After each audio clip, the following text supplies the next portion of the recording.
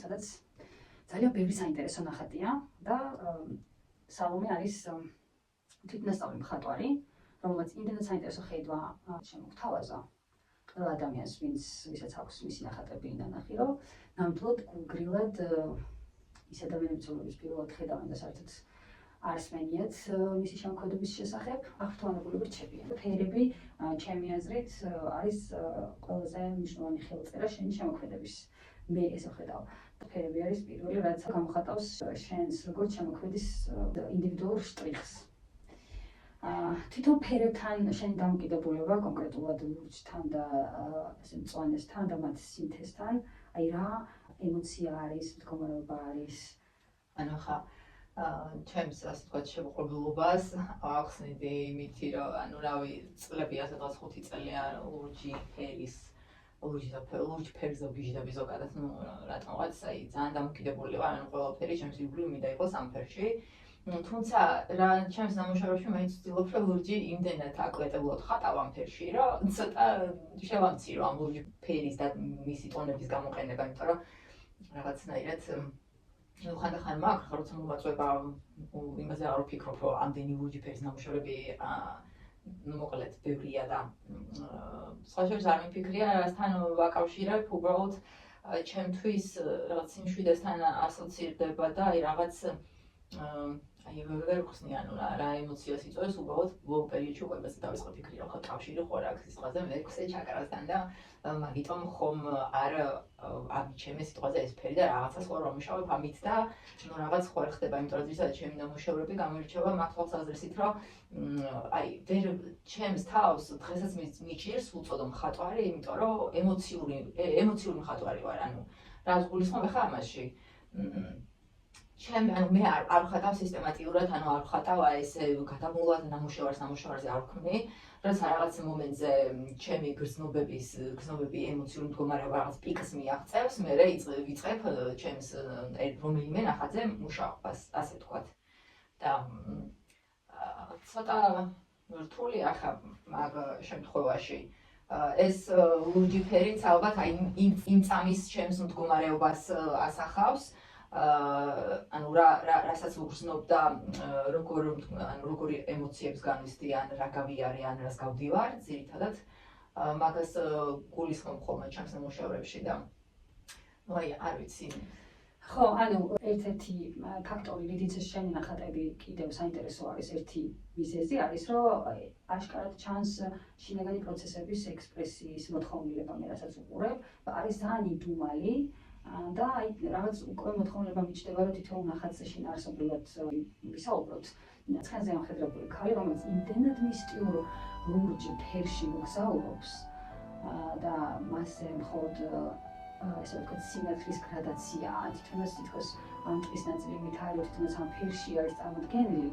და ერთადერთი რაც ამბავს გამოკვეთავს და ფორმებს გამოკვეთავს არის ეს სინათლის გრადაცია და მოუწევს რაღაც მოყავისფრო ტონებიც დაკრავს. ანუ თითქოს ერთი ორგანიზმია ტყის სივრცე, რეალობას რითიც გაიჟღერთა ცნობიერება, სიცარიელის ნაწილი, თითქოს ამ ყველაფერს ყავს სული და ამ ყველაფერს აქვს გონი და აი ჩემთვის რო ვუყურებ, აი ამის გამოხატულებაა, რომ ის უხილავი არსებას ნებურში გონია და არსებობს და აზროვნებს აი ამ მისტიურ მისტიური ნაწილი. ძალიან საინტერესო ახსნა, ძალიან ახლოს არის ახთან, ძალიან ახლოს მეტად ახლოს.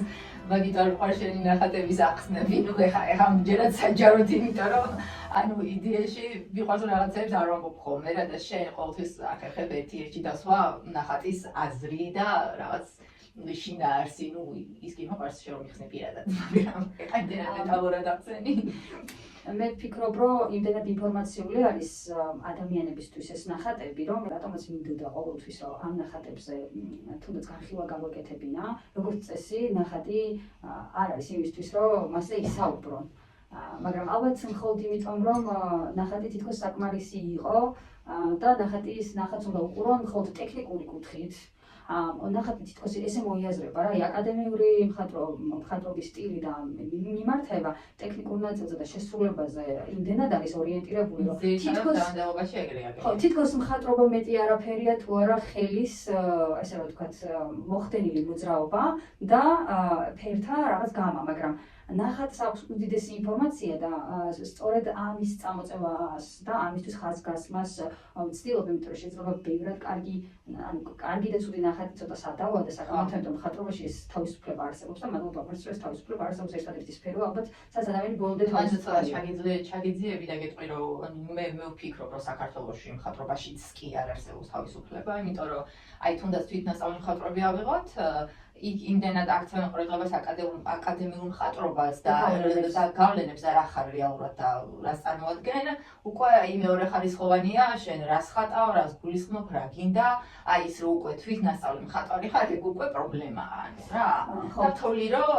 და ვთვლი რომ ყველა მხატვარი ვინც, რა ვიცი, მე პირადად მომწონს და მართლა რაღაც საინტერესოს ქმნიან, ყველა არის თვითნასწავლი მხატვარი. და ძალიან დასაფასებელია, ნუ ხა მე აქ ჩემ თავზე არ ვლაპარაკობ, მე ჩემ თავს ხატვარსაც მე ვუწოდებ ბოლომდე, იმიტომ რომ არ ვიცი რა ვარ რეალურად, უბრალოდ რაღაცას ვაკეთებ, რაც უბრალოდ მსიამოვნებს და რაღაცაში ვდებ ჩემს გრძნობებს და განცდებს და ნუ უკვე გამომდის რა. ხო. იმდენად საინტერესოდ არის გადმოცემული ეს ლურჯი ფერი, რა თქმა უნდა, ფერები ნამდვილად არ ჩანს. აი აქაც იგრძნობა ეს მწვანე და ლურჯი საოცარი ფერები. აი ნახატშიც ძალიან ლამაზად არის გადმოცემული და ჩვენ რამოდენიმე ნახატზე განხილვა გვექნება.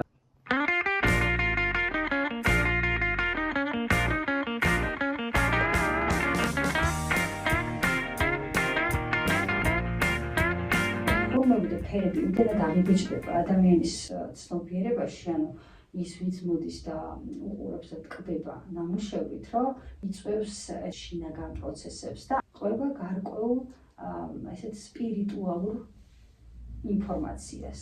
პირველ რიგში ვიტყვი, რომ ძალიან ლამაზი ნახატი არის ახლოდან ვაჩვენებ. დეტალები არის რაღაც საოცარი, ეს არის ზეთით შესრულებული. მოკლედ, რაც კი დამიხატავს ყველა ნახატს შორის, ეს არის ურთულესი გამოცდილება რა მხრივ. ანუ თემატიკა არის ჩვენთვის ძალიან მძიმე, ნუ ასე თუ ისე. ახლა ძირითადად ხელოვნურმა არის ის, მაგრამ ჩემი ნამუშევრები არა მარტო ჩემი ცხოვრებისეული გამოცდილებებიდან გამომდინარეობს, ანუ ასევე არის სულიერი მდგომარეობა, სიზმრები და ასე შემდეგ. ეს ნახატი პირდაპირ კავშირშია სიზმართან და ფაქტიურად ამ ნახატის გადმოცემას ვცდილობდი 2 წელი, როგორ დამეხატა ისე, რომ კავშირი არ გამეწყვეტა სიზმართან, რეალურად რასაც წარმოადგენდა და ასევე ყოფილიყო ვიზუალურადაც ისეთი შესახედი, რომ ეს არ ყოფილიყო დამთრგუნველი ადამიანებისთვის და რატომ დამთრგუნველი. მართლა 2 წელი ვფიქრობდი, როგორ შეიძლება დამეხატა. ყველანაირად ცადე, ბევრი ესკიზი გავაკეთე და არც ერთი ჩემთვის არ იყო დამაკმაყოფილებელი და რატომ არის ახლა ეს ჩემთვის ყველაზე რთული. ანუ სიზმარში ეს არის ერთგვარი მე, ეს გოგო ნამუშევარშიც და სიზმარშიც იყო გარდაცვლილი, რომელმაც უამრავი რამე გამოიარა, ცხოვრება ლამაზად გაიარა და ლამაზად დაამთავრა, ასე ვთქვათ. ხო, და ეს სიზმარში ვიყავი მე, ხედავდი ჩემ თავს გვერდიდან, წინიდან როგორი ვიყავი, რა მქონდა, რა მივიღე, რას მივაღწიე და როგორ დამთავრდა ეს ყველაფერი და იმდენად ლამაზი იყო, რომ გავიღვიძე შიშის მგრძნობას არც არ მქონია პირიქით, იმდენად სასიამოვნო განცდა დამიტოვა და იმდენად ლამაზი იყო ეს ყველაფერი, მინდოდა რაც ვნახე და განვიცადე, ეს გადმომეტანა ნამუშევარში ისე როგორც იყო. და პროცესში როცა ამ ნამუშევარს ხატავდი, ეს ემოციები ძალიან მოქონდა, ეხაც ცოტა ისე გრძნულ თავს რომ საუბრობ ამ თემაზე, ძალიან წამოიღო ეს ჩემი შინაგანი მდგომარეობა, რას ნიშნავს ხატავდე შენს სიკვდილს, ასე ვთქვათ, ბოლოს ცოტა აი ადამიანების სიკვდილთან დამოკიდებულებას და შიშზე კიდე ცალკე სალაპარაკო თემაა, მაგრამ როცა ეს ნამუშევარი დავასრულე, ვთქვი, რომ ამ ადამიანს უბრალოდ ძინავს.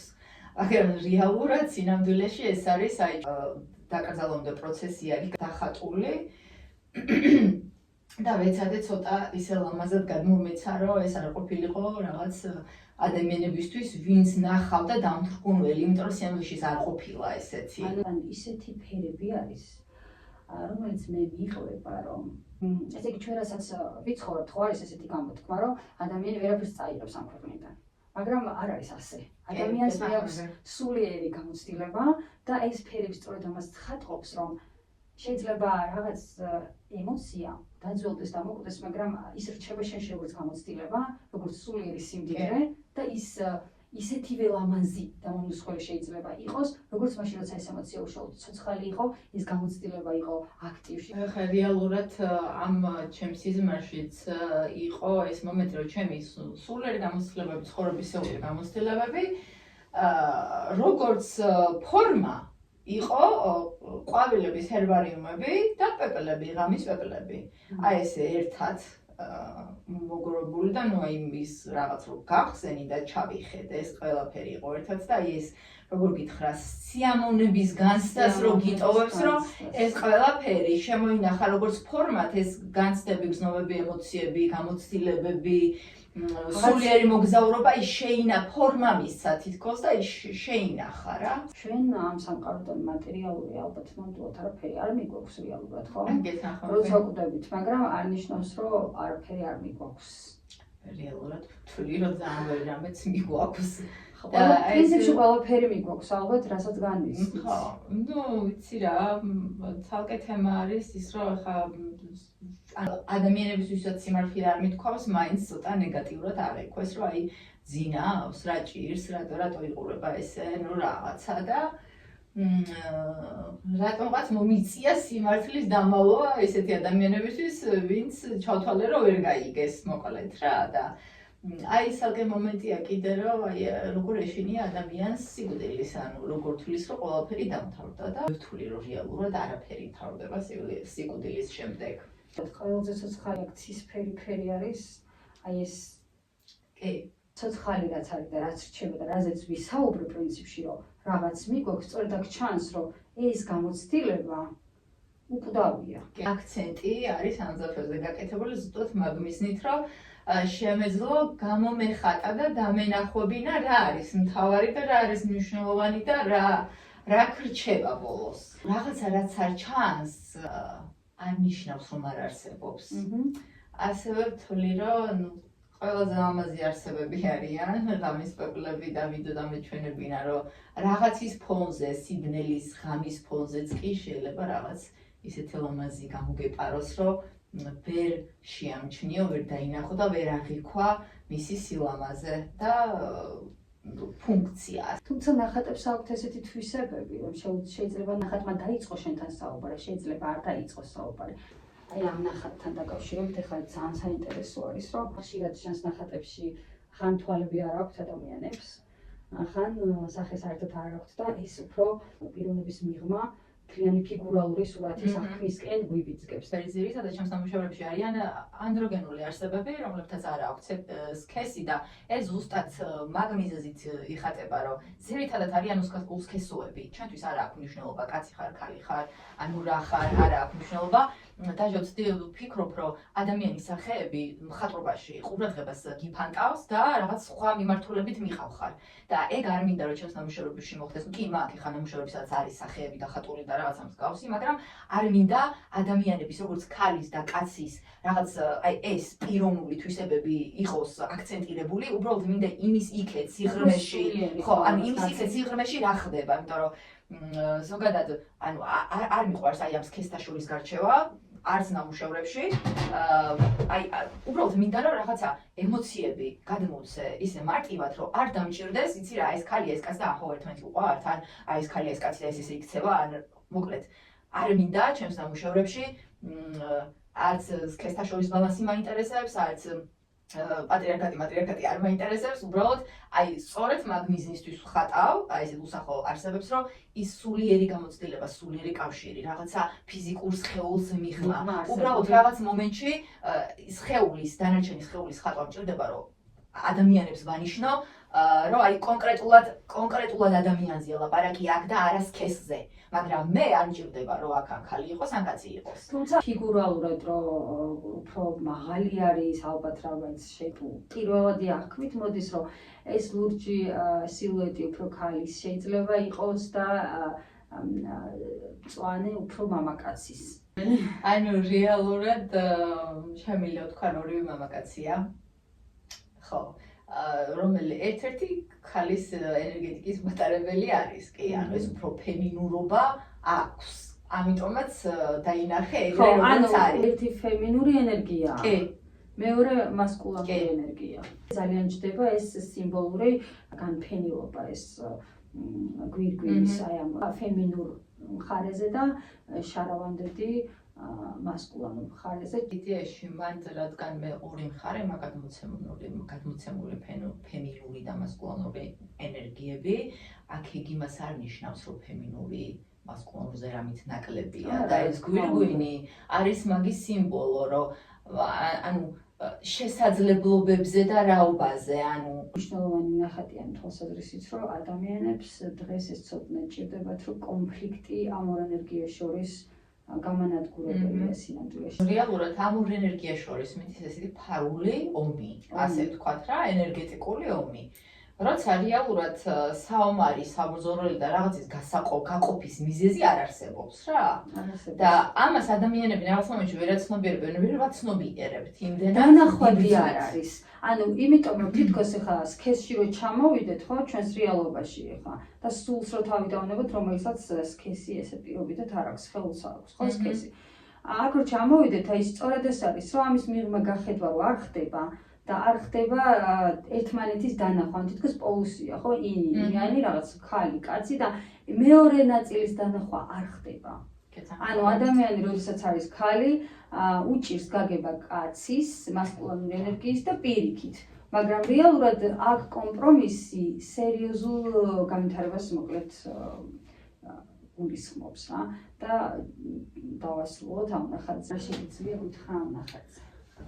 ჯერ დავიწყოთ იქიდან, რომ დიდიხანი მქონდა ეს განცდა აი ეს სულიერტყუპის ცალსახმასაც ეძახიან, რომ სადღაც არსებობდა ჩემი სულიერი ტყუპის ცალი და ნუ მოკლედ ძალიან ბევრი წელი, ნუ აი ამ რაღაც სულიერი ტყუპის ცალის თემაზე და ამ რაღაცაზე ძალიან ბევრს ვფიქრობდი და საინტერესო იყო ის ფაქტი, რომ რეალურად მივხვდი, რომ მსგავსი რამე ჩემთან არ მოხდება მოკლედ და ანუ შენ გქონდა განცდა ან ძიების პროცესი საკუთარი სულიერი ტყუპის ცალის გარეთ სხვა ადამიანში. ხო.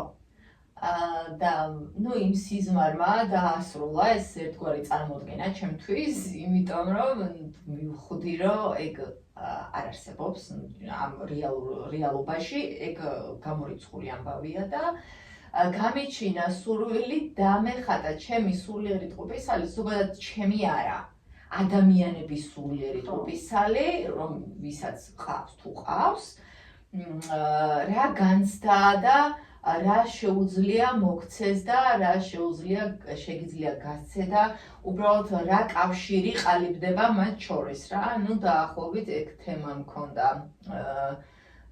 ძირითადად წინ წამოწეული და ეს წითელი ხელები ყოველდღე არ გამომიყენებ, ეს სხვა შორის ძალიან გავრისკება ამ ფერებზე, ეს წითელი დავსვი რა, ძალიან გავრისკება, მაგრამ სხვანაირად ვერ სხვათა შორის ძალიან ესე რომ ვთქვათ ორგანულად არის. ბოლოს ეგრე გამოვიდა, თუმცა ძალიან გავწვალდი იმ თვალსაზრისით, რომ რაღაცნაირად ჩავთვალე, რომ ძალიან ისეთი იყო რა, ანუ ძალიან ყვიროდა მოკლედ, მაგრამ მე მივხვდი, რომ ხო, ესე ალბათ უნდა ყვიროდეს და ეგრე უნდა იყოს და საინტერესო ის არის, რომ ზოგადად ჩემს ნამუშევრებში ნახატებში ფერები შეიძლება გავაკეთო ესკიზი, მქონდეს შანახატი, მაგრამ სისტემატურად იცვლება, ანუ ჩემი განწყობებიდან გამომდინარე რა.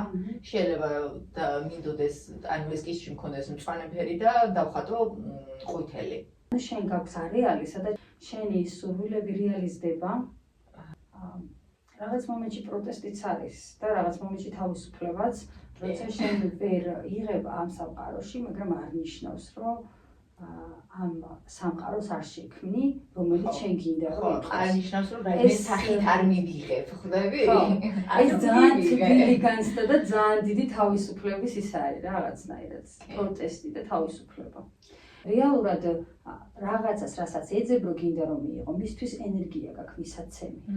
გამოსახატი გაქვს და რადგან რეალურ ცხოვრებაში არ ხდება, პოულობა არეა, პოულობს ხელოვანი არეალ, სადაც ის გამოხატავს და გააფრქოს ამ თავის ენერგიას.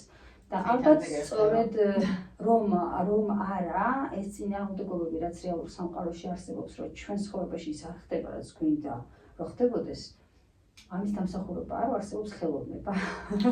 ჩვენ არც დავხატავდით, ალბათ არც დავწერდით ადამიანებს და არ შევქმნით იმ სივრცეებს, რომელიც არ მოიპოვებთ. სიამოვნებით ვისურვებდი ჩემი ნამუშევრების სამყაროში, სადაც რომ მე პარალელურ სამყაროში მეცხოვრა, გარდაცვალების შემდეგ სიტყვაზე, ხო? ან ჩემ შექმნილ სამყაროში მეცხოვრა. ანუ არ ვიქნებოდი წინააღმდეგი. შეიძლება იქნება ჩვენი ცნობიერების ადგილს ვქმნით. ალბათ. ლამაზად ჟღერს.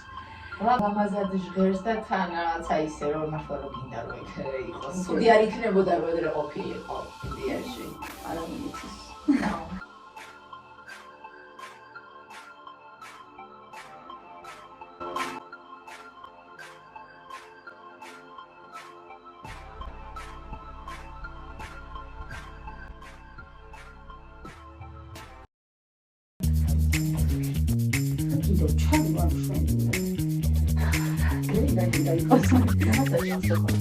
და ამ შეგვი რა ჩავერი.